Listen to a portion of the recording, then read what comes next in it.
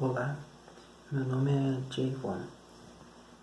Eu tive uma infância normal, como qualquer outro norte-coreano, até os meus 6 anos, quando meus pais aceitaram Jesus e a cada dia eles adoravam mais a Deus, eles cultuavam mais a Deus, até que eles não conseguiam mais esconder a sua fé. E por isso resolveram fugir para outro lugar onde tivessem mais liberdade. Mas por conhecerem os riscos da fuga, eles resolveram me deixar para trás.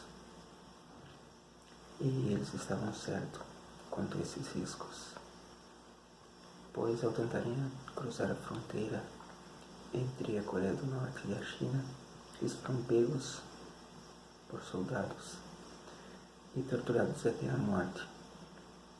Eu fiquei então sozinho e, por ser considerado um filho de traidores, fui proibido de frequentar as escolas e acabei vivendo nas ruas como um mendigo, passando fome, passando frio,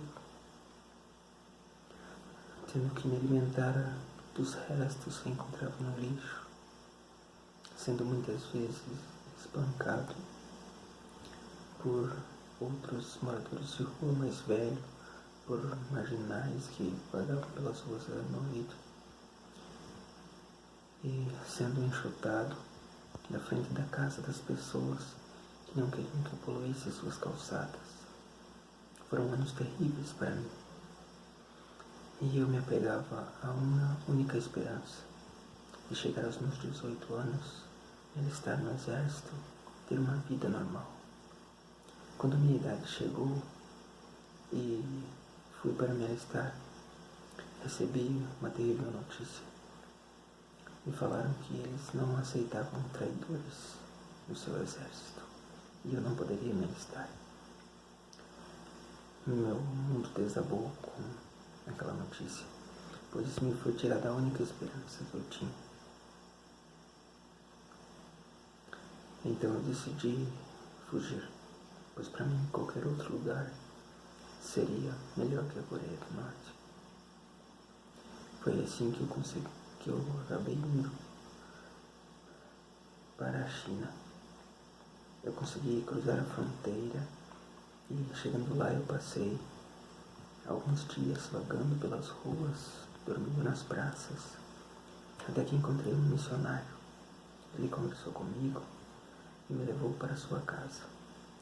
E pela primeira vez dentro de muitos anos, eu pude tomar um banho quente, colocar roupas limpas e ter uma boa refeição.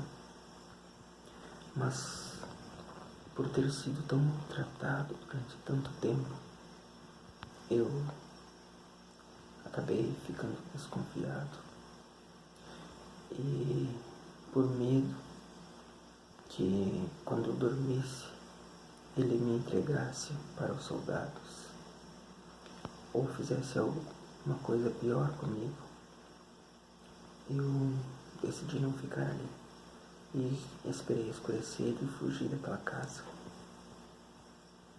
Eu percebi que a China ainda não era um lugar seguro para mim. E então eu resolvi ir mais longe. Mas ao tentar atravessar a fronteira entre a China e a Mongólia, eu acabei sendo parado por soldados. E por não conseguir provar a minha identidade chinesa, acabei sendo deportado para a Coreia do Norte, onde fui lançado em uma prisão para traidores da pátria. Eu ficava preso em uma cela minúscula, junto com outro homem. A cela era tão pequena que não conseguíamos deitar no chão. Tínhamos que ficar ou em pé, ou sentados, ou abaixados, de joelhos. O homem que dividia a cela comigo passava a maior parte do tempo de joelhos. Ou estava orando, ou estava adorando.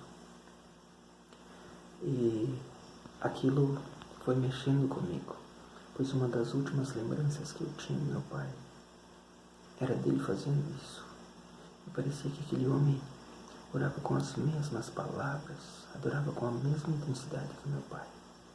E eu acabei me aproximando dele.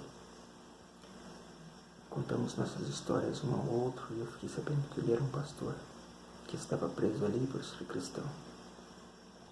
Todos os dias ele era levado para sessões de tortura. Às vezes voltava com o seu rosto desfigurado, com seu corpo dilacerado, e era jogado na cela quase sem forças. Mas com o pouco de força que lhe restava, ele ainda adorava a Deus e agradecia pelo privilégio de poder sofrer por ele.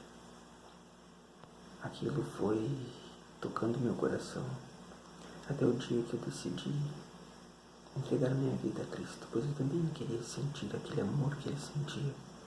Eu também queria deixar o sofrimento de lado em favor de algo maior do que eu mesmo.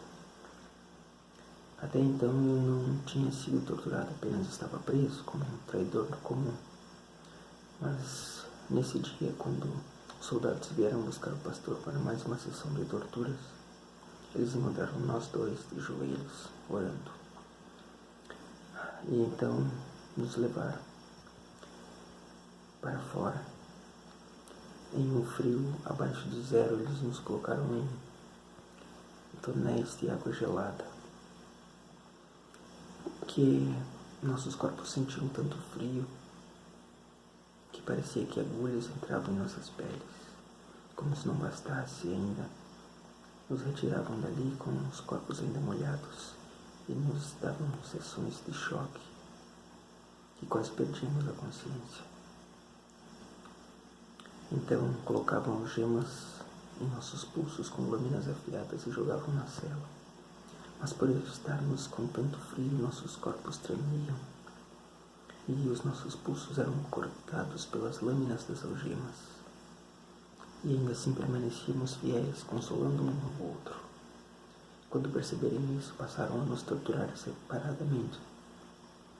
E em uma dessas torturas, o pastor não voltou mais para a cela. Eles acharam que isso iria me abalar, mas quando perceberam que eu permanecia firme, eles decidiram acabar com tudo isso. Então me colocaram dentro de uma pele de urso e costuraram por fora e me largaram ao relento do sol para morrer. Conforme o sol ia nascendo e esquentando, a pele do urso ia secando e encolhendo e apertando meu corpo. Eu sentia os meus ossos quase quebrando e os meus órgãos sendo oprimidos. Aos poucos não consegui mais expandir o meu pulmão para respirar e acabei perdendo a consciência. Achei que havia morrido, mas de repente acordei. Estava em uma cama, em uma cabana muito simples coberta de palha. Ao meu lado, um casal muito simpático me olhava sorrindo com lágrimas nos olhos. Perguntei o que estava acontecendo. Então me falaram que eles me encontraram já sem sentidos, preso dentro daquela pele. Me retiraram, me levaram para sua casa e me cuidaram. Mas enquanto eu estava desacordado, eu delirava. E em meu delírio eu agradecia a Deus o privilégio de poder morrer por ele. Era isso que tocava seus corações, pois eles eram um casal de missionários. Eles cuidaram de mim até que me recuperasse e me apresentaram a um grupo de amigos que se reunia diariamente para cultuar a Deus em uma espécie de caverna subterrânea. Em pouco tempo, eles passaram o seu conhecimento para mim, me deixaram como responsável daquele grupo e partiram para outra cidade para continuar a sua missão de levar o Evangelho. Eu fiquei então com a responsabilidade de continuar reunindo aquele grupo de irmãos, e era isso que nós fazíamos todos os dias. ou melhor, todas as noites, nos reuníamos às escondidas, muitas vezes, na maioria das vezes, no escuro, para não sermos achados por soldados. E assim podíamos adorar. Embora estivéssemos em uma sociedade opressora, as nossas almas estavam livres para adorar a Deus. E era assim que vivíamos até hoje.